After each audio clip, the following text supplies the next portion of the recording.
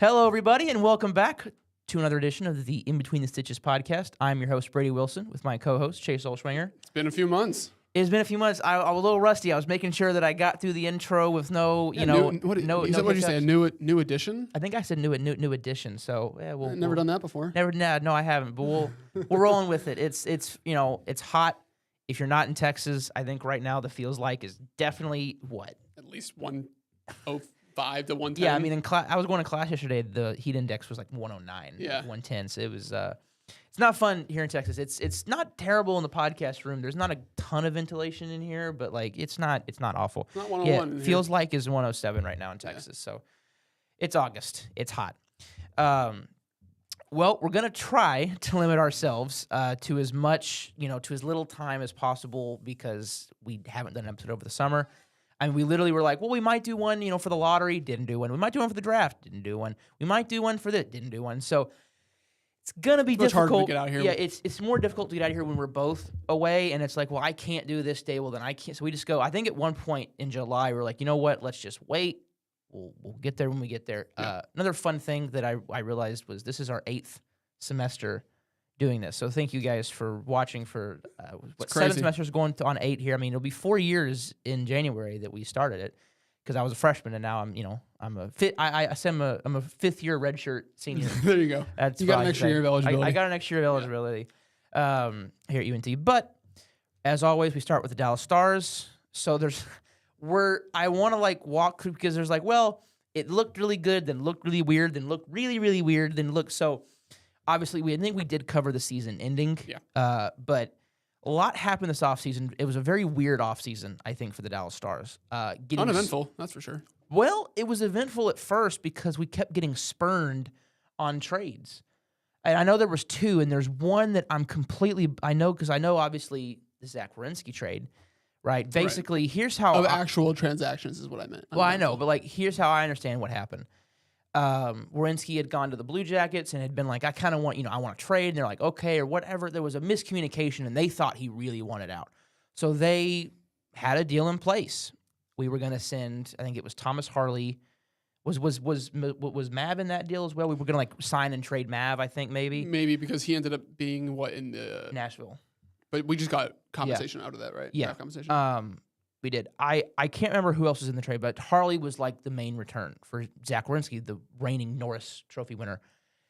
And then when he heard about it, or they said, all right, you're going to Dallas, he went, well, wait a second, I really didn't want out of Columbus. And they're like, well, wait, what do you mean you didn't want out? You told us you wanted out. He's like, well, I didn't really say that, And then and then now it got reported that the Stars had a trade and who was involved in the trade. And now you're stuck with Thomas Harley coming back. And I know people go, oh, they're professionals.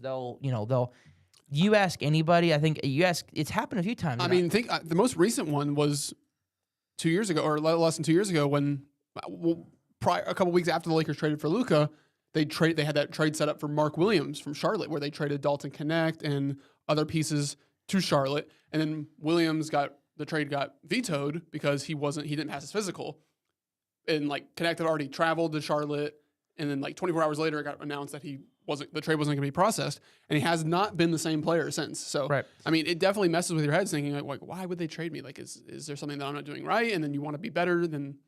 So it's hard to get your mental state back in shape. Well, and what's funny is the example that I use or that I think of is from the Lakers. It was when they tried to trade for Chris Paul, Right. And I think it was Lamar Odom. There was, I think, one more. Was Gasol in that trade? I don't think he was. It was Odom, and I think it was maybe Andrew Bynum. It was 2 really notable players and some other stuff. And when it got vetoed, I know there's a quote from Lamar Odom who's like, it's kind of you're getting. It's very weird. You get traded, and then you got to come back and be like, all right, hey, we really want you now. It's like, well, wait a second, you were willing to trade me, so. Do I think Thomas Harley's a very nonchalant guy. If you ever watch his interviews and stuff, he's very just laid back. It kind of ticks some fans off that he's as laid back as he is playing hockey, but hopefully he doesn't take it personally. I'm hoping. I mean, look. Yeah, you like to think that a lot of people will take it okay, they think they're trying to trading me. Oh, I'm gonna prove them wrong then, or something like that, and they come out and even look even better. But we'll just have to see what happens. Yeah. Obviously, the other big saga was Jason Robertson. who ended up signing on basically a 1 year. Let me get to UFA next season. But I really think that the Stars are going to try and either extend him. When I think the deadline is not the deadline, but it reopens in January. I think is when you can start negotiating that again. I think that he will more than likely get extended. If not, I think Jim Nill would actually probably trade him. Yeah. I would expect get something for him. A package for Dylan Larkin, who seemingly wants to come to Dallas somewhat, and Jim Nill really wants him. We look, I trust Jim Nill that he is going to make the best decision he possibly can. Yep. That's unless it's signing or acquiring a right-handed defenseman. I trust Jim Nill. It's the only time I don't really trust him because it is none of his moves have worked. Well, Werenski's lefty too, right? I think he is. Yeah. Or he may be a right. He may be both. I mean, some people I think are both, but it can do both. Whatever. I'll take interchangeable. I would take a Zach Werenski, North Shore winner. Heck yeah.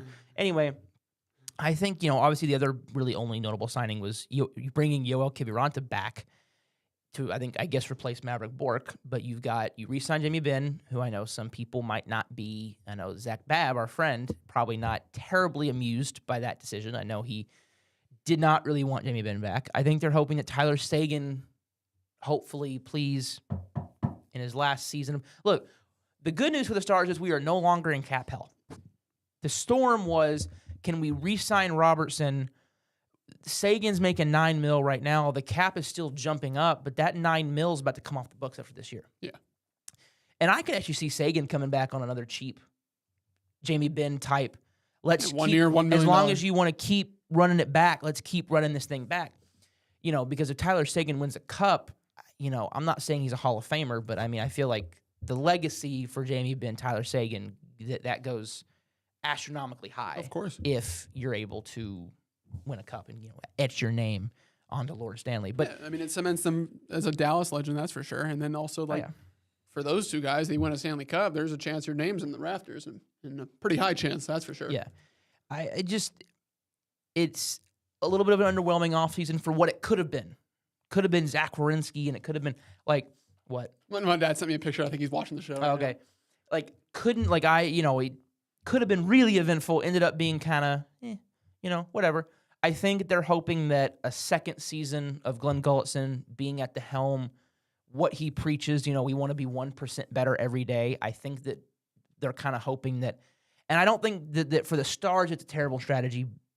For some teams, we'll just keep running this thing back and never change. Doesn't really work. I think the Stars are hoping, look, we believe in what Gulletson's preaching. If we can get the same group back, hopefully try to remain healthy, maybe we can. And then I think Jim Nill's maybe hoping maybe we can add somebody, at the deadline or, figure out a way to get this team over the hump. But after this season, again, Sagan's money comes off the books. We're going to have a lot more money to play with, which is really cool because I like having money. Yeah, it's always a good thing. Now, I do want to bring up real quickly, speaking on Jamie Benn, do you think even with him returning for the 1 year, does the captain patch get snatched from Johnson or not necessarily snatched, just kind of handed down? I mean, I think it's probably the right time to do so, but I don't know. Would not be the first time in Stars history it happened when they took it from, I think they took it from Madonna and gave it to Brendan Morrow. Yeah, I think you're right. I think Zach told me that, so I didn't know that before he told me. It's tough because at one point, on one hand, I don't want to take it from a guy and then that disrupts chemistry. Right. But I also don't know how, this is, I still am a bit new to hockey. I don't know how unprecedented it would be. I know it's happened, but even though it's happened for my franchise, every single other franchise may have never had that happen. We're the only team that's ever done that, right? I don't think we're that, but I'm just saying that I don't know how it would be received. I would like it if Ben just did it himself.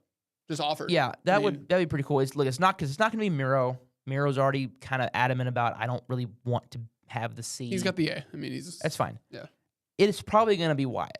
I think Stars fans have kind of all understood that Wyatt is probably the guy that's going to get the C next. Mm-hmm. Which I'm pretty cool with that because Wyatt Johnson's a hell of a hockey player. So that's true. I think that's going to do it for the Stars because we can kind of keep talking about them a little bit and we can kind of go more in depth. I can go in and look and see, build a thing because up between now and when the season starts, there isn't much to talk about. No. We're going to get into our, all right, Dallas Stars, nothing. Yeah. So the Dallas Mavs, nothing. And then the show becomes, but then again, as everyone that's watched the show knows what I say here. We're coming into it. We're coming into the best all four at once. 2 months of sports where I have my two favorite, baseball and football at the same time. And then we get to what is the best week. Okay? And the week is when the World Series is happening. The NBA has just tipped off. The NHL has just started, and the NFL is going on, and college football is going on. So I got everything happening at once. It's only about a week. Yeah. Because it's like October 27th, which, for context, for just to give a frame of reference, that was the date of Game 1 of the World Series in 2023. So just to kind of give a reference, that would be... And that's, you said Game 1? Yeah. Ooh. And my dad's watching that, looking back. What? I mean, I never told you the story? Yeah, he was there and he was there, and nothing was going on, and he's going to be laughing at me right now, but... bottom of the ninth. Seager's due up, by the way. He is due up third. So as long as someone gets on, there's a chance. And he's like, nothing's happening. It's raining. Let's just leave. And then Leote walks, and then rest is history. Well, you know what? Maybe your dad leaving allowed them to win. Yeah, that's what he always says, so and he can stand by that. You can stand by that. That's what I'll tell everybody. If I hadn't left, they wouldn't have won. So I will. Look, it's the best time of sports, at least I think, because everything's going on. Every sports fan's happy for a week because everyone's got something going on. And one of them is, and the only one that's kind of close to ending, and I say kind of, but is close to ending, is in its championship. He sent me a emoji with no face. So, I'm... He said, you're welcome. Yeah, hey, Mr. Springer, I really appreciate it. Great night. I was with my dad. That was a great night. I don't think, because my grandma was asleep in the house, so we were trying not to wake her up. So imagine we were all here. I mean, I was in my apartment when I was still living in here. It's true. So I was just watching it at my apartment here in Denton. Me and my dad were trying not to wake her up. It was very, very difficult because we're dancing and we're like, I can't repeat, and it's the greatest swing in the history of the ball club. How do you not get emotional? Sure. I can't repeat what I said, and I can't even really repeat the gestures that I did here on camera. I could, but I would like maybe if a future employer is seeing this, that would prefer them to not see me do a D-Generation X crotch chop right here on the broadcast, which is what I was doing. So all that, and it was still tied. Hey, I didn't care. What was great about that moment, I know we're on a tangent now, but what was great about that moment was it felt like you won. Right. And then once Leclerc came back out, I looked at my dad and I said, we ain't won this thing yet. I don't know why we're so it's not over. The Diamondbacks could score 5 right here and we lose, and it's all for naught. But then I think once Leclerc got out of it at the top of the 10th, I think me and him both knew we're going to win this thing. It's just a matter of when are we going to win this thing. Yeah. And it took till the 11th. But back to the Stars, there isn't much to talk about. I might find some stuff like, hey, here's upcoming free agents. Here's what our cap situation might look like. Hey, here's fun matchups. Obviously, we have the game at AT&T Stadium. I'll try to find some things to fill the time, so that way we're not just completely going, well, there's nothing to talk about. Bye. That kind of feels bad. But moving to just what it is. Yeah. Dallas Mavs. A lot happened. A lot to cover. We didn't cover the draft. We didn't cover the offseason. We were disappointed by the lottery, I think. We didn't cover the lottery either. Yeah. We were disappointed, right? I think it's fair to say. Knowing that it was our only first-round pick for 3 years, you kind of wanted, a top 5 I'm going to let you take over. I just want to say one thing. So Chase texted me, night of the draft. All right, here are the guys. Oh, a tier list, yes. Tier list of the guys that I want. And I guess I saw Johnson, but I guess I didn't. No, I didn't say Johnson. I just said Merez. You said Merez. Right. And so I don't know why that name didn't click, right? But I memorized the other names because when we drafted Merez Johnson, right? Is his name? Yep. I'm blanking, right? Okay, cool.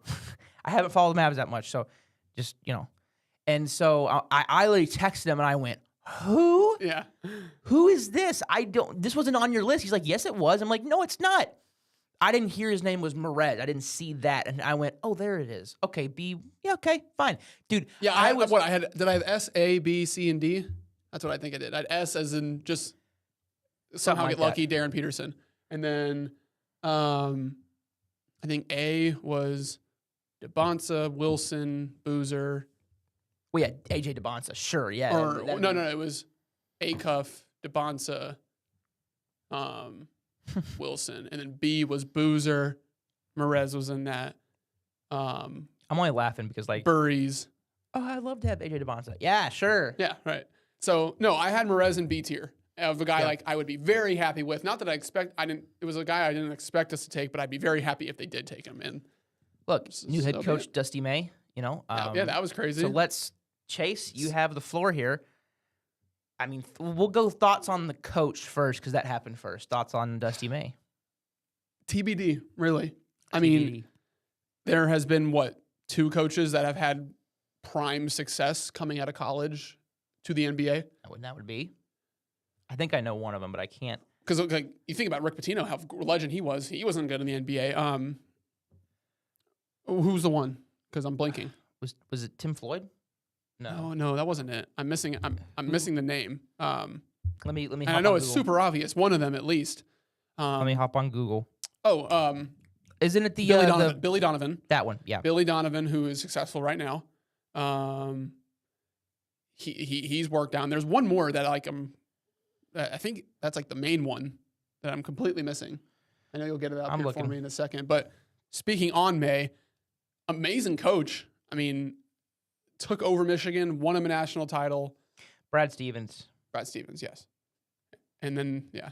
Well, he's got a little bit of a different resume now. Yeah. We can cover a lot of NBA news too. We won't cover everything, but yeah, so Brad Stevens and Billy Donovan are the only successful ones really that I can think of to have a positive record, that is. Yeah.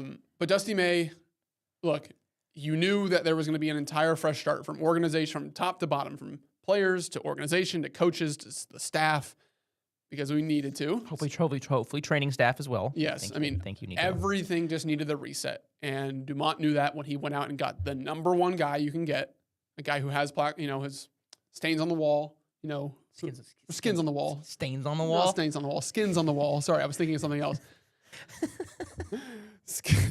Skins on the wall in Masai Ujiri. What kind of stains, Chase? Yeah. Hold on. Let's clarify something. Skins on the wall. I was saying something else. Stains on the Wall sounds like an album name for I don't know, Alice in Chains or something. It's got a cool ring to it. It does. Just doesn't not what I meant to say. No, it was funny. I'm sorry. It just caught me off guard because it sounded right, and I went, "Wait a second, hold on. No, that's not Skins on the Wall." Skins on the Wall. He's got a ring. In Masai Ujiri, not just a ring, a guy that completely took over Toronto and built a championship team. Going out there, not being afraid to trade for big pieces in Kawhi Leonard, who ended up going back to Toronto this offseason after finding out that drama was dismissed. Well, okay. For right now. Yeah. Right. Sure. Definitely something going on there. It's one of the. Look, I think someone called the NBA the most corrupt league in the world. And I wish David Stern could just come back and be the commissioner. I don't know if Stern would be great. Stern wouldn't have allowed Luka to be traded to the Lakers. That's for sure. That's true.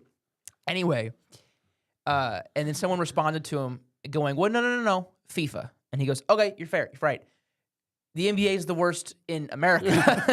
FIFA is the worst." Anyway, continue. Yeah.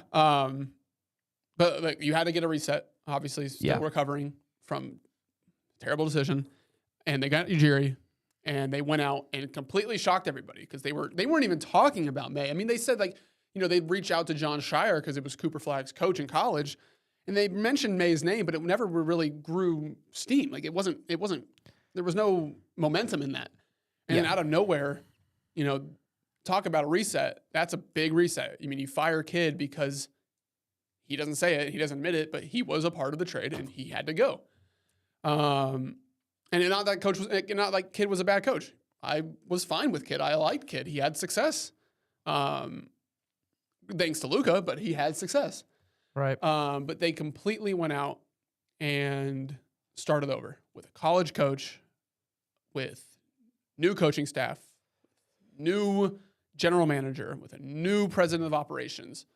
And I will, obviously Dumont, doesn't know anything about basketball and he was a, main culprit of what happened, but he's trying. He is the best owner to have because this is a guy that has all the money in the world who is going to spend the money and knows that he has a fan base that he needs to get back on his side. And when you own the biggest company in, when you own Sands, I mean, you got all the money in the world to go out to not have to worry about it. So he is a good owner to have. Made a terrible decision, but he is a good owner. Got a great president now under him. And we'll see what happens. Yeah. Now, when it comes to the personnel on the player side, so I got it pulled up right here. Yeah. We've 4 guys out. A lot of turnover. 4 guys out being Chris Middleton. Oh, no. Bagley. Oh, no. A.J. Johnson. Yeah. And Ryan Nembhard. Nembhard was kind of sad. Now, that was weird, but that was also, okay, how much, I mean. Who he got back, though, is surprising. I mean, look, I knew it was. Yes, he hasn't lived up to number 1 in pick expectations in Zachary Ricochet. What's funny about him is that, like, I knew he was. I knew that he was like not living up to expectations because I think one day I looked at you or somebody and I said, I haven't heard a single thing from him in Atlanta. Yeah. I haven't seen one highlight, one like amazing dunk, not even like I've heard nothing about him. And this guy was like supposed to be. No, he wasn't supposed to be anything. That class was just weak. That's true. It was just a weak class. Wemby was 25, right? 23. He was 23. Okay, because I remember that's what I thought. Because I remember everyone going, Reece Shea is supposed to be the next guy of. He was just a French guy. I mean, he's just a back-to-back French number 1 pick. They were comparing him to Wemby because they were saying this is gonna be the start of like the French thing where they're all coming over here and being number one picks. But continue. I mean, nobody. I mean, Castle ended up being the best pick out of that draft. But of course, San Antonio gets him too. San Antonio. But yeah, you lost Ryan Nembhard, which was sad because he was good last year. It was your second round pick or undrafted, but technically your second round pick, basically. Mm-hmm. But he was undrafted and he was solid. He showed up when they needed him with Kyrie being out all year. And there was some promise there, but I think just with being 5'10", 5'11", how successful can you really be in the NBA at that height? Bugsy Bogues would like a word. But still, I mean. All I am saying with that is that I think this is more of he's not a Ujiri guy. Right. I mean, he's just a guy that Ujiri thinks he's at the top, the peak of his value right now. Which is fair. And they were trying to get Reece Shea in a trade last year that would have cost way more than just Nembhard. But they were able to get him in a 3-team trade, which sent Lou Dort to the Hawks and then Reece Shea to us. It was really funny to see Lou Dort away. Hey, the Thunder had to. I mean, they had to. They knew it was coming eventually. But was it for cap or was it just because? Yeah, they got second round picks for him. They had to. I say ha ha ha. Yeah, but they'll still be great. They added Santi Aldama. The Mavs did. Right. That was I like that signing. They drafted Morez Johnson Jr. Traded up for Sergio De La Rey. He's the one that I like. And all Mavs fans are like, oh wow, a European guard that they traded up for who has some, he's 6'7". That's not why I like him. I like that he's a 3-point merchant. I like that he's a great passer. He does have Luka-like. What's the word? A skill set. He has a Luka-like skill set. Let's calm down on the let me Luka. No, he's nowhere near Luka. let's not be doing that. No, he is a tall European Spanish guard. And Luka played at Madrid.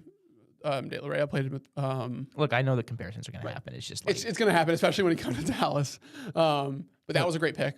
Yeah. They also in the second round drafted Toby Lawal, who is Derrick Jones Jr. on steroids, if you could even believe that. A guy who can absolutely jump out of the gym.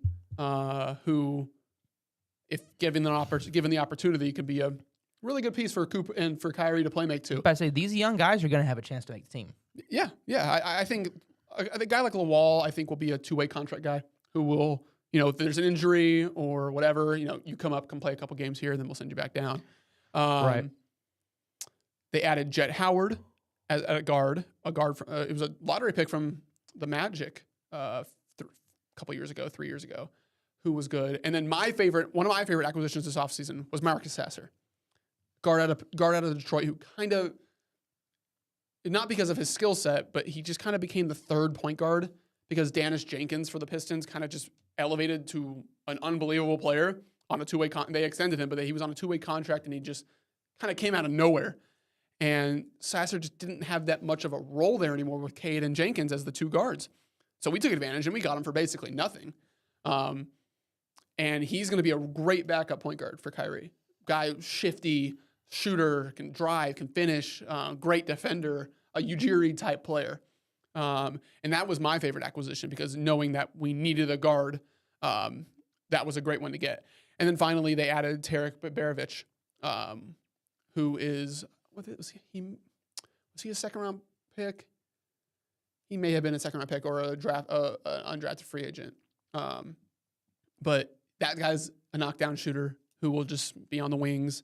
If Clay were to be traded, which it looks like it might happen, kind of that step, that Clay replacement, at least at this point in Clay's career. Like, I feel so bad for Clay. I want to make this clear. I feel so bad. I mean, to come to a place to be like the missing chose us over the Lakers, who had a bigger contract from LA.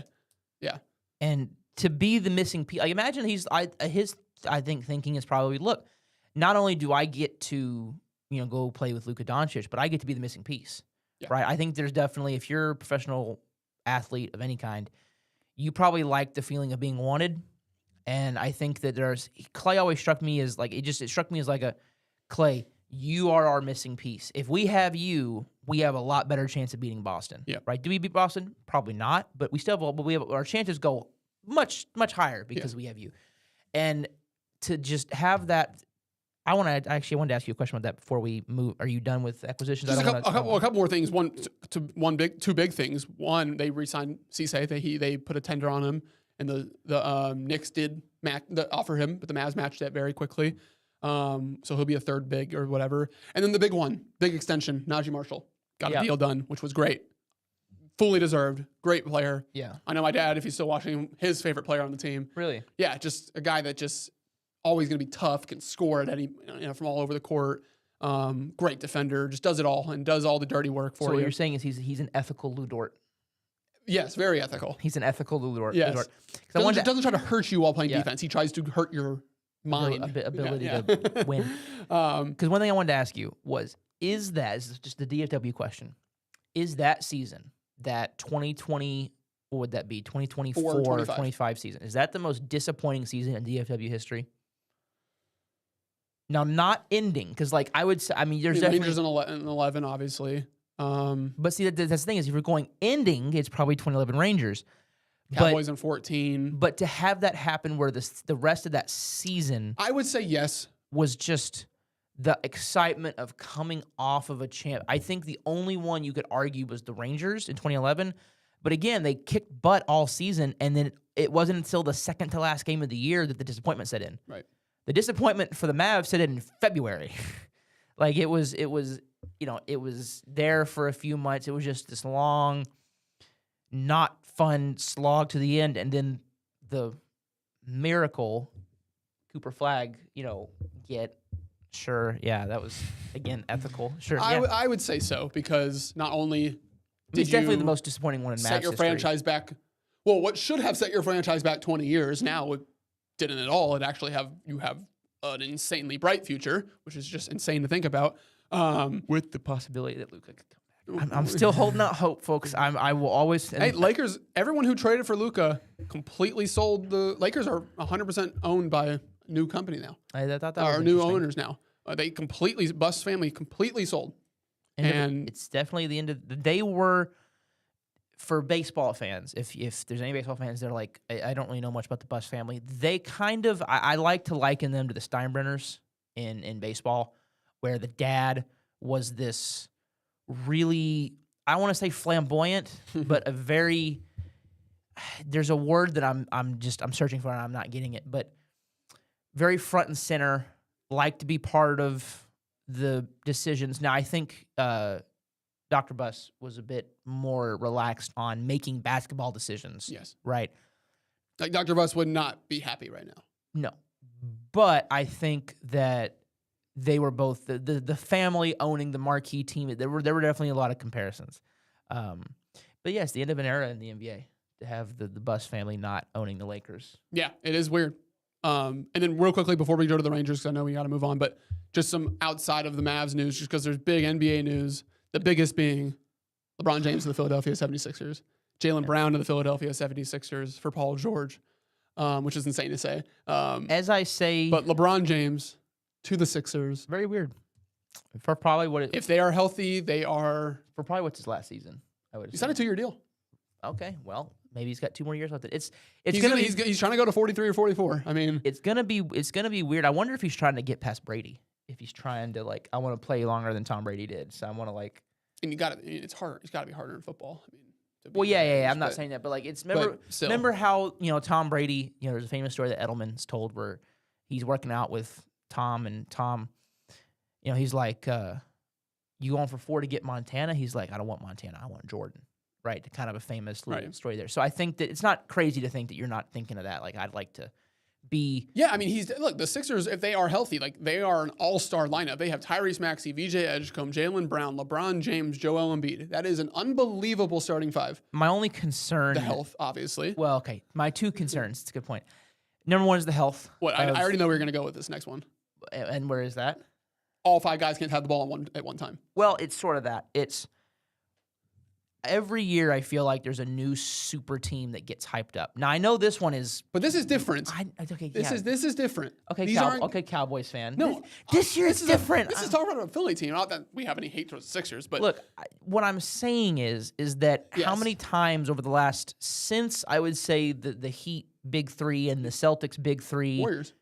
and the Warriors, but the Warriors were homegrown. I'm talking about a big 3 that was acquired completely pretty much through free agency or whatever. Because look at the Celtics But outside of or trade because Garnett was traded for, so was Ray Allen.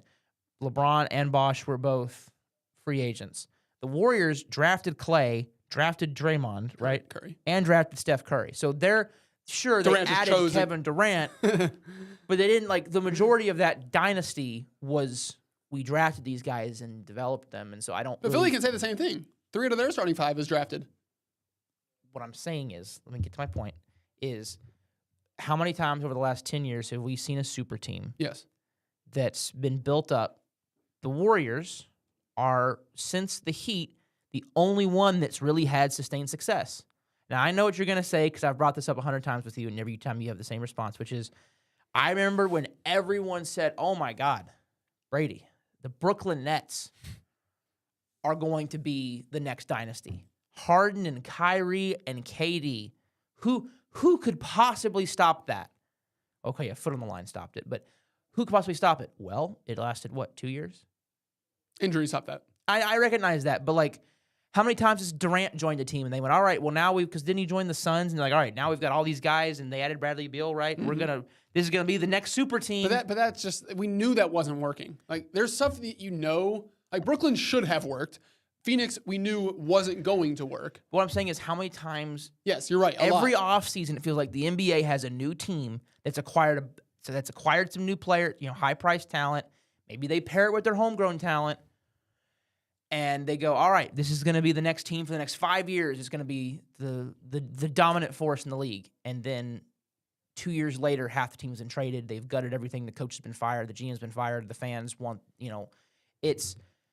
I'm not saying this won't work. My one objection to that is that this is different because they added LeBron James for $4 million a year on a minimum.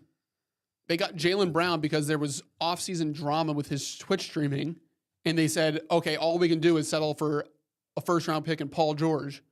So when Philly, how could you not take these offers if you're Philly? I'm not blaming them. Look, it's not like they gave up anything to get them. I'm not saying that they're doing a bad job of team building. Of course, acquiring a starting 5 that looks like what it does is good team building. What I'm saying is that everyone. I hate it when people do this. They anoint teams before you play any games. People are doing it with the Rams right now. I'm getting tired of if people have watched the draft show. Seth, my best friend, who's been like, Brady, if they get Aaron Donald, they're going to the Super Bowl. And I'm like, Seth, I understand the confidence level. We haven't played any games yet. He's not even on the team yet. We know what's going to happen. It's one of my favorite phrases. It's the worst kept secret in the league, right? That he's going to join them. But what frustrates me is when fans want. And look, if the Rams win the Super Bowl after adding Aaron Donald, if the Sixers win the NBA championship, great. Or NBA Finals. I'm like, there's a different word I'm looking for. They win the finals, great. then Brady was wrong, I guess, to say that. But I'm not saying that it won't work out. I want to make this clear. What I'm saying is that you still have to play the 82 games. Yeah. Just because you have a starting five on night one that looks like this doesn't make you NBA champions. Like, you're still relying on injury-prone Embiid and a 41-year-old LeBron James. I mean, just think about this. I mean, People anointed the Heat. All right, they're going to be the greatest team ever, and then they run into just the hottest team maybe in basketball history in the 2011 Mavs. I'm just saying that, we anoint these teams and expect them to win a championship, and then they might not. And then they might do it the next year, which they did, right? They beat the Thunder. Heat won back-to-back. Yeah, they won 12 too. So they could have won 3 straight. They lost to San Antonio in 14. That's true. So they made the finals in 4 straight years? Yeah. Yeah. So it worked. It worked. But it took a year. It took a year for it to work. Hey, LeBron made it.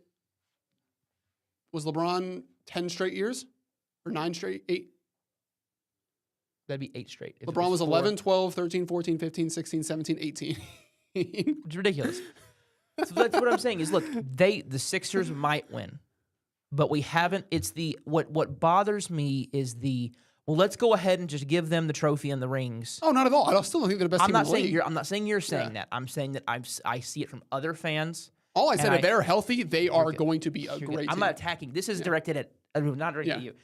It's directed at NBA media members who want to go ahead and anoint them as the champions, but also it's directed at other fans that want to anoint them as the champions because it doesn't, people anointed the Thunder. All right, every year in every league, there's at least one team that everyone goes, I will say there's one sport where the super team does keep winning, and it's freaking baseball, where the Dodgers are anointed every offseason, and then what's funny is they have a great regular season, but it's not like they're winning 110 games. But then they get in the postseason, and the games shorten up, and now you can't make a mistake. You can't make a mistake with them because they've got Yamamoto and Blake Snell and Tyler Glasnow and Shohei Ohtani and now Tarek Skubal. We'll get to that in a second. But no, I get tired of let's anoint them as champions. Yes, I completely agree. Because they added LeBron James and Jaylen Brown. Hey, great acquisitions, right? Should help them maybe not get completely destroyed in the playoffs. Well, not completely destroyed, but not, have a disappointing playoffs like they keep having. Yes. But Joel Embiid, Mr. Game Management, and then you have LeBron, who's 41 years old. LeBron has excuse, and he's still playing 65 games. LeBron, who was born in 1985. Okay, I want to make that clear. Old. It would have been 85 because he's had his birthday then. He was an 18-year-old. He's December because I know he's right around my birthday. Because he was 18 in 03, but he would have been 19 that year. So yeah, it would have been actually it's 1984 that he was born. Yes. Because if he turns 42 this year. But anyway, the point is, I get tired of the anointing. It's great for the Sixers. They're definitely one of the favorites, if not the favorite in the Eastern Conference. But it doesn't, especially since I think that conference is the one that's wide open. Whereas I think the West got better. The West kind of has the juggernauts, right? I think the West got worse and the East got better. I mean, the Spurs and the Thunder. Of course, those are the 2 top teams. They're the Titans of the Western, where I think the East doesn't really have, before this, didn't really have a Titan, team that we're taking control of this, and you can't beat us. The champs are in the East. They are. I'm not saying, but you understand what I'm saying. Yes. There was no Titan of the East. I think the East just got better as a conference. And again, overall, there still wasn't a Titan until now. I think the Titan of the East is probably the Sixers now, roster-wise, but we haven't gotten a season. Anyway, good with basketball? Russell Westbrook retired, which was sad to see. Yeah, Westbrook was, he was my... unbelievable career. I don't think I actually ever said this to you before. He is my all-time favorite non-Mav. The Westbrook's Revenge Tour is still one of my favorite sports seasons of all time from any athlete ever. I'll say this, that I witnessed, right? It's definitely probably my favorite individual basketball season I ever witnessed. Maybe Kawhi 2019 was pretty special, but... I'll be biased and say Dirk in 11 or Luka in 23. The story 24. of that, it's one of the greatest, as my major and what I want to go into. Yes. Looking, I'm a storyline guy. That was one of the greatest storylines in sports history. They were best friends, and then he betrays him for 30 pieces of silver. He betrays him for a lot of money to go play with the super team, and Russ just says, "Okay, I'm gonna set the record for triple doubles. I'm gonna just do all these amazing things." It was amazing to watch. Yeah. He just didn't have it anymore. He's old. I thought he still had a little bit left. I thought he could have gone to a team. I thought he could have gone back to OKC because that would have been his best chance for a ring. And I think, and nobody would have been like, "Oh wow, he's ring chasing," when he went back to a team he was with for 15 years. He's still ring chasing too, isn't he? Because he never Never got a one, did ring. Never got a ring. Crazy. Made one finals. Yeah, it was with the Thunder. Lost to lost to LeBron. LeBron. Well, now we got to talk about disappointment, which is baseball. This is exactly how we left off 3 months ago too. Yeah, things suck. They're not good. The vibes are bad. 62 and 65. Ironically, I think only Half game out. half game out. I think the Twins are now in it. By the way, the Twins are in the playoffs right now. It's weird. Yeah, we're a half game behind them. So, And only a game. What? 2 games up behind Houston. but it doesn't feel like it. It No. doesn't. And Now, look. To be fair, we're like I don't want to be that guy and be super pessimistic because I know I have my times where I am, but like I'm not doing that here. I'm just saying It's this. difficult to not be pessimistic right now, Chase. I'm Go ahead. just saying. I'm giving you the pass. To Okay, I'm letting you know, like the Rangers, like they're not making the playoffs. Like they're teasing us being half a game out, but like they're not going to make it. You can tell how this is going to end. Yeah. They're going to lose 3 straight in a series that they should win at least 2. The Angels series was just And the A's 2-7 in a 9-game trip where you should have won at least 6 to 7 games. Anyways, they're going to have a series like that where we're still in it right now, but they're not winning 5 straight. Like that's not what this Rangers team in the last 2 years has done. it's just. They're not winning games when it matters. I'm wearing my Ranger shirt, my Hello Win column shirt, Yeah. and it's. And like so, like I'm not being pessimistic. I'm not Be saying pessimistic. Fine, go ahead. I'm not saying that You have like, a right to be right now. I'm still going to watch every game and hope that they win and want them to get in. I just think there's just no way they're making it. There's like with all the ups and with all the mainly downs that they've gone through this season, you're not making a playoff spin. I don't care how weak the AL is this year. This is not a playoff team. No. And if you're not a playoff team, I don't care how close you are to making it or being in a playoff spot, you're not making the playoffs. So It's disappointing, is to say the least. Yeah.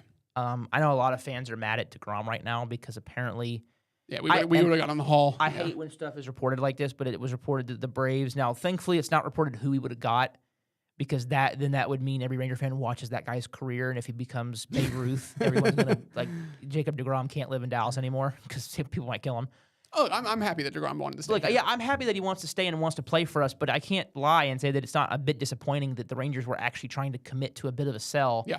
And he was like, "No, I don't want to do that." And he and when DeGrom says, "I don't want to do that," well, now you can't really trade. You could trade Jock, but now it's like, well, what do we do? Do we sell Jock and maybe a couple like Jacob Junis and maybe a couple bullpen pieces and hope that like what you're stuck because you can't sell because of all these not going to opt into a trade. Neither is Seager and neither is DeGrom now. So do you just run it back? And Seager's no trade clause comes into effect next season, right? Yeah, he's a 10-5 guy.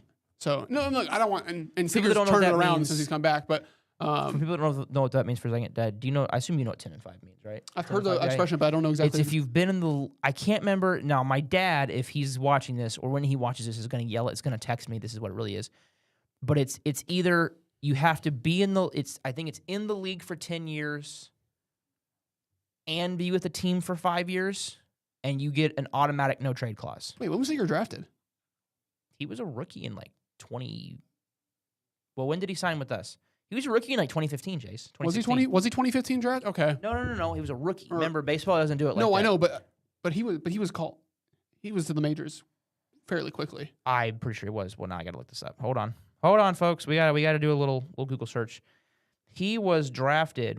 He was drafted at high school. So he was drafted in 2012. Okay. His rookie year was 2016. He debuted in 15 in September. He was a September call up, and ironically, he had almost 2 WAR. Wait, he was. 27 Wait, was he games. the 16-17 Insane. season so his first year was a? 16 was his rookie of the year, And then they won- when he was third in MVP, and then the next year was when. They won it all. No, 17 was when the Astros. Oh, well, Um, 8. Wait, when did the Dodgers win the first one? When Seager won MVP? 2020. Oh, that was 20 season. Yeah. Okay, I didn't realize that was that season. No, yeah, he that was. I knew that was, they beat Tampa Bay. I just didn't remember that was Seager's World Series MVP. Okay. Yeah, it was. But The rule is actually, it's funny. People often give Curt Flood, who is, if you don't know who he is, go look him up. Old baseball player from the 60s, and I think he may have been in the early 70s for the Cardinals, that was going to be traded. I'm going to give the short story. Was going to be traded to Philly. For context, Curt Flood, he's black. And Philadelphia was not known for, especially at the time, being very accepting of black players, whereas St. Louis was a very well-run organization.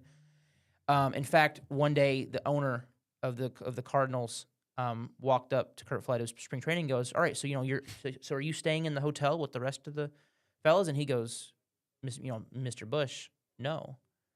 I'm the black, me, Bob Gibson, we have to stay in I'm not going to repeat completely the phrasing, but we had to stay on that side of town, on a different side of town." And he went, "Huh." So the Cardinals built their own spring training facilities so they could house all their players together. So the Cardinals, very well run. Yes. And then blindsided, and Curt Flood had been in the league for years. I think he won an MVP. Completely, I'm 99% sure he did. Again, my dad's going to yell at me. And so he said, I'm not reporting. I'm not a piece of meat to be traded. I'm not a slave. You can't just trade me to a different plantation and expect me to just accept it. So then he actually argued for the Supreme Court. He challenged the reserve clause, which is what bound players to a team, and then he was like, we should have more rights. Funny enough, the Supreme Court actually sided with Major League Baseball.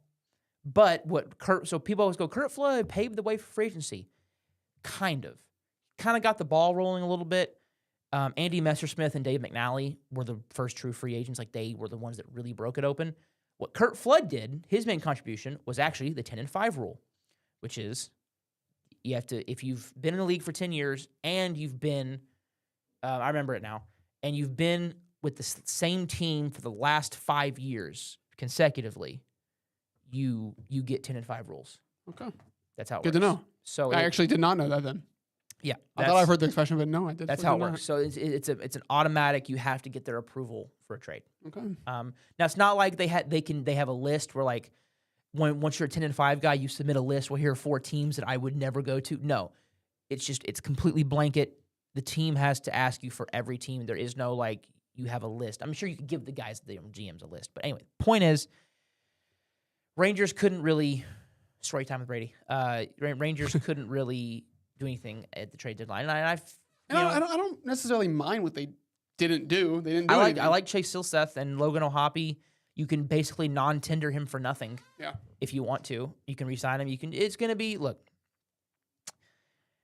I mean, I can't keep saying, well, we'll just get to the offseason and retool, because we keep trying to retool and it keeps not tooling. Like, we keep missing, and it's unfortunate.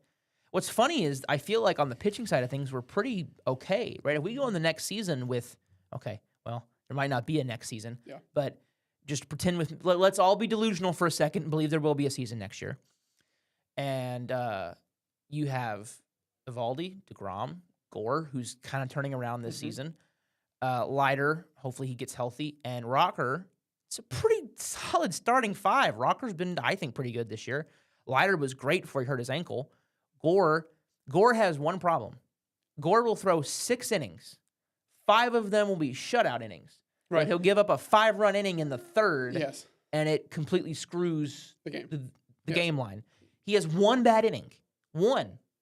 Maybe 2, but usually it's 1 bad inning. Yes. I've noticed that. And it's really annoying. It was most recently, like one of 2 or 3 starts ago, he gave up 3 runs in the first and it was Lockdown. Literally perfect. Like, he threw a perfect game through 6 after allowing 3 runs. Yeah. That's Mackenzie Gore. Yeah. It's because he's got such great stuff, and when he's commanding it, it's great. Yeah. But, it's the hitting. It's the hitting. And it's not, you just don't have the guy that's leading your team as like a force. Langford's kind of doing this, and Carter. Every week there's one game where Carter has like a big 3-for-4 game. He has a home run, and everyone goes, all right, it jumpstarts him, and then it just kind of. The only reason he's still on the team is because his defense in center field is some of the best in Major League Baseball. Like, he's a very, very good defender. Brandon Nimmo has been a great acquisition. You gotta tip your hat to CY there to trade Simeon for Nimmo. That's a really good trade. Yes. As long as Nimmo is able to continue this for the rest of his contract, because the one downside is he is on a longer term than Simeon was. Simeon's not been good for the Mets. No. And so it has definitely been a good-looking trade so far. Yes. Berger, 20-something home runs now, 20 home runs, 21 I think now. Yeah. So if he could definitely push 30, which would be really cool, right? Be about Jock having an unbelievable bounce back season. Jock's having a great season. It's funny. People are like, I want to bring him back, and I'm like, I don't know, because with Jock, it seems to be he's every other year he's really good. So I don't know if I want to take that chance again. But we'll see if we can bring. He might want to come back and see if we can build this thing.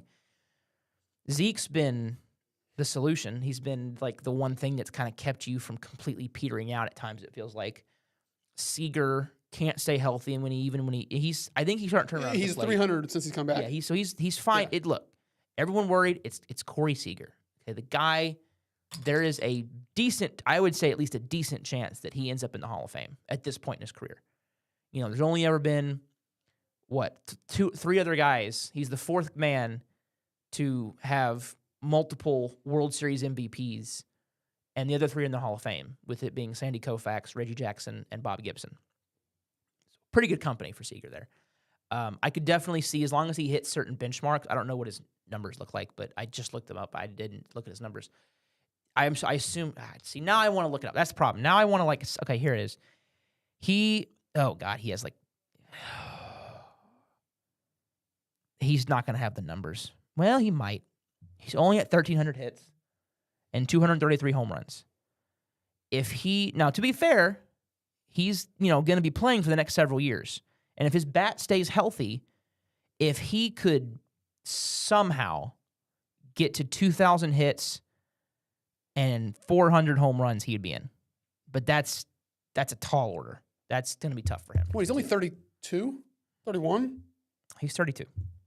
So, I mean, he would need probably at least 5 more years to probably hit those numbers. Probably. If he just can pull off some Freddie Freeman type the stuff. good news is his WAR is already pretty high at 44.7 for a 32-year-old. That's pretty sweet, and it's because his fielding is really good. 18-plus defensive runs saved. Getting better every year, too. So he's still a great shortstop. Yeah. Anyway, it is a travesty that he doesn't have a Gold Glove, to be honest with you. He's a great defender. Get him a Gold Glove and then just automatic DH.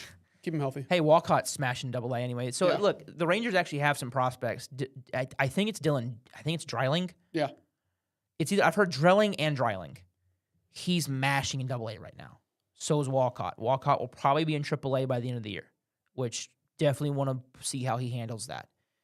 There is an off chance he makes the team out of camp. I don't think he does. I think he's probably up whenever baseball is played after this season, whatever year that may be. He's probably up sometime during that year. I don't think he probably doesn't break camp, but he might be up, sometime during that year. You've got some prospects. Malcolm Moore's hitting pretty good still, I think, Double-A last time I checked. So, look, you've got some players down there, but they're still a couple of years away, and that just doesn't line up with your pitching because DeGrom is, 37? 38, yeah. Evaldi's somewhere around there, too. It's just, again, slightly more good news. Leiter and Rocker are pretty young, but you're going to have to figure out how to allocate resources. Anyway, point is, the vibes are not high right now. It's not fun. I don't really have fun watching the Rangers right now. It's just not fun to watch. They don't play exciting baseball. And Foskey's been pretty cool this year. Yeah, I mean, he can only hit lefties. But hey, I'm telling you, there are spots for guys on rosters that can do that. Yeah. As long as he's good with not getting consistent at bats, but he mashes lefties, people will always want him on the team. Yeah.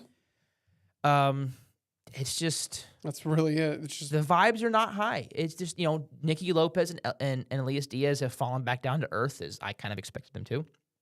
It's just, how about Cal Quantrill though? He's not fallen down to earth yet, thankfully. Yeah. Jacob Latz has been a great, I think revelation as the closer, but it's unfortunate that the season's kind of being reduced to this. Again, this is just the third year in a row coming off a championship where it's just the Rangers just aren't separating themselves as a contender. Mm-hmm. We're just kind of muddling in the middle. In the year that it was the most likely to do it, with every team in the AL West being terrible. I mean, the Rangers could have ran away with this division. easily. I mean, But and the thing is, if you look at our numbers, it's not like we're, I think, putrid on offense and like no, they're just middle of the pack on everything. we're middle of the pack, on everything. which is better than bottom of the pack. But the problem is that the pitching was the best in the Rangers' history, and the hitting was the worst. And now both have kind of done this. Yeah. And when that happens, you're not going to win those timely. You're not going to get those timely hits or the timely outs, and it's just vibes are not high, and we got to get to the Cowboys. Obviously, Tarek Skubal to the Dodgers. Whatever. Knew it was going to happen. Shocker. We're again worst kept secret in baseball. Look. We all know there's about to be a very ugly. It's about to be my generation 1994, which is not good. Not looking forward to it. Owners, it's funny. I'm actually because I'm getting into conspiracy theories now. I've gotten into them with the NBA and with baseball. I definitely think there's logic in the move of the Dodgers intentionally, not the Dodgers, but owners. Okay, this isn't the first time owners have colluded. Back in the late 80s, the owners decided about 10 years into free agency, screw free agency. We're tired of this. You know what we're going to do, Chase? We're going to all get together. And they had a meeting, and they talked about it, and they said, all right, none of us are going to sign free agents. So that way they're forced to go back to the original team. We're going to basically reinstitute the reserve clause without actually reinstituting it. We're going to break free agency. So guys like Andre Dawson, Carlton Fisk would hit the market, and no one wanted them. Yeah. MVPs, like Hall of Famers, Jack Morris, no one winning his pitcher of the 80s. No one wanted him. Had to go back to the Tigers. I think Andre Dawson had to resort to because he was done with Olympic Stadium in Montreal. He was resigned to hand the Cubs a blank check and said, "Pay me what you think I'm worth." And they gave him the league minimum, and then he won an MVP with him. So anyway, it's not the only time owners have colluded. Again, there was no rule against black players in baseball, but every owner and GM colluded to not allow it. So baseball owners have a long history of colluding together. It would not surprise me if something ever gets revealed that the owners have intentionally sabotaged the sport.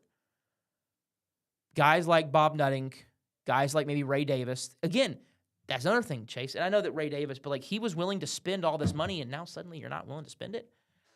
It definitely raises red flags to me that potentially the owners are colluding so they can get a salary cap. It makes sense, right? If the owners said, look, we're going to let the Dodgers, and they basically just told the Dodgers and Mets owners or owner, go wild. Acquire everyone you can.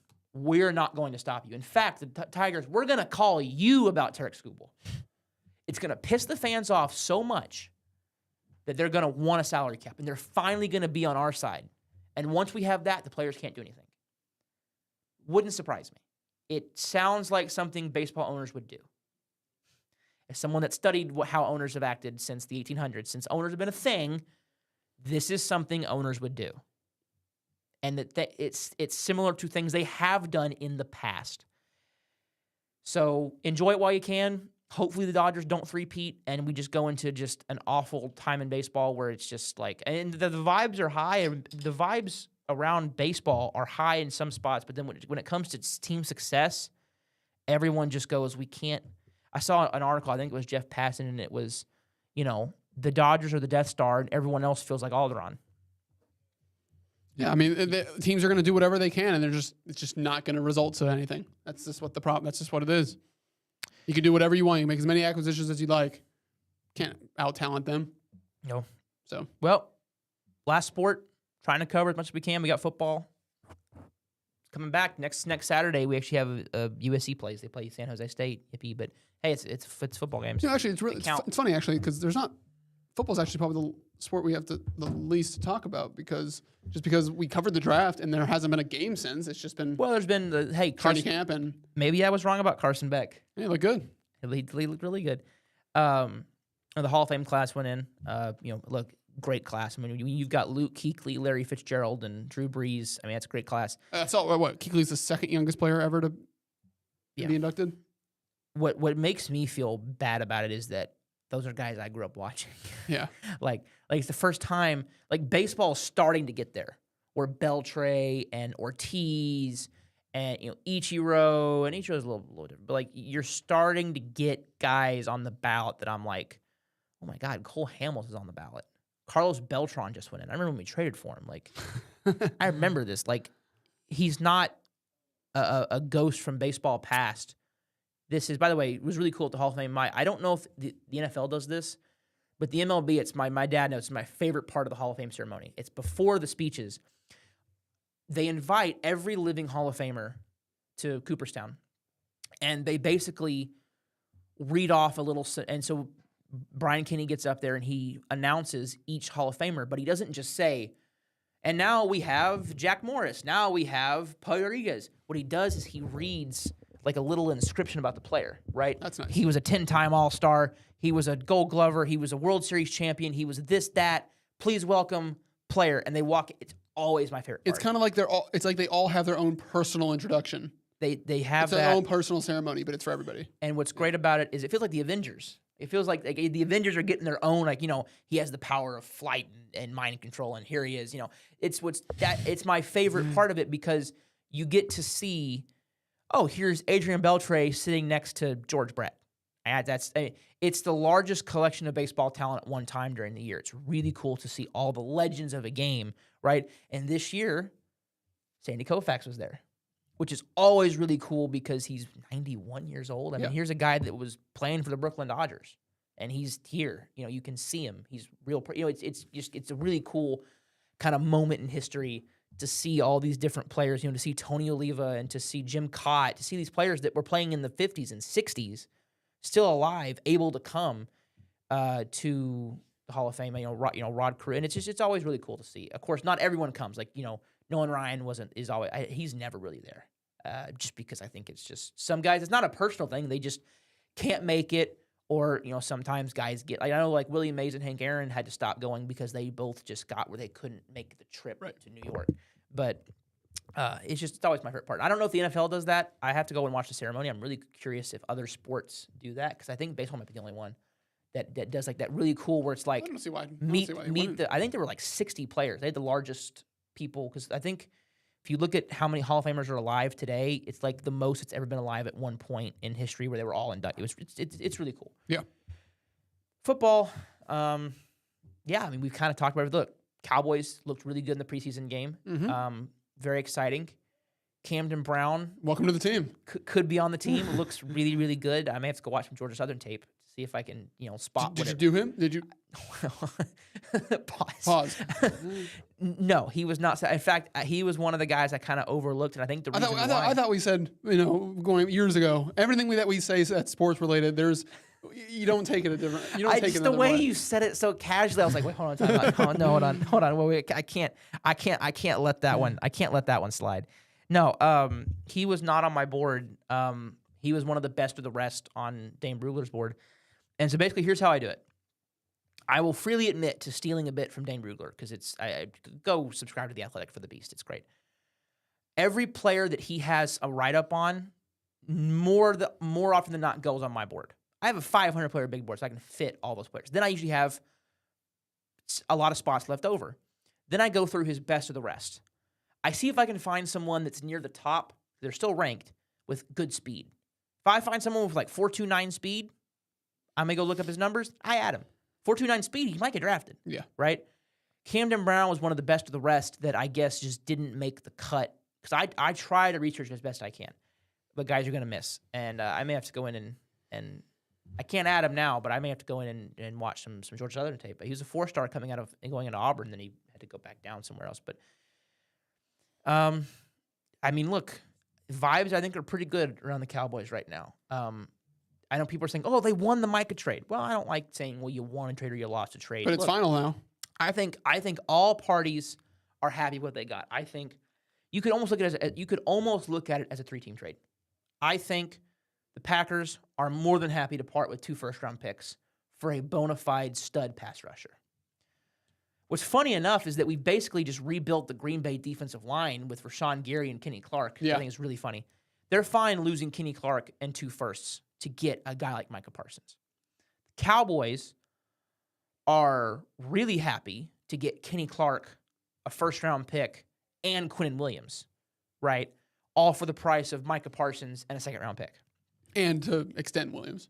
Yeah, Good. and then extend him. And then the Jets are pretty happy to get a second-round pick last year and a first-round pick in this 2027 class.